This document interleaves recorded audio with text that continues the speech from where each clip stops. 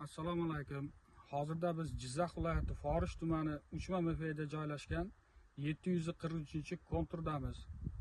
Ushbu konturda Xalq banki bilan hamkorlikda bir kontur bir mahsulot tamoyili asosida yer-yamoq mahsulotlari ekilgan. Maydonning umumiy hajmi 20 gektar. Bu yerda ekilgan ekinlar ham 2025-yil may oyining oxirida chigirtka hasharoti tomonidan o'sib chiqilgan ekinlarga zarar yetkazilgan. Ushbu konturda qayta ekish ishlari may oyining oxirida amalga oshirilgan.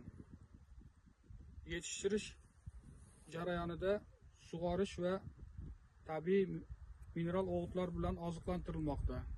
Ekinlar o'sib chiqish jarayonida. Ushbu loyihaga 20 ta dehqon xo'jaliklari biriktirilgan bo'lib, har bir dehqon xo'jaligi uchun o'rtacha 1 gektardan yer maydoni to'g'ri keladi. Loyihani samarali amalga oshirish uchun lider tadbirkor Abduvohid Sohibkor ishlab chiqarish kooperatsiyasi biriktirilgan.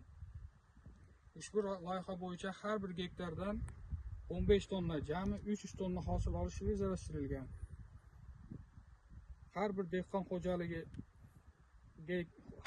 xo'jaligiga 70-75 million so'm daromad olish rejalashtirilgan.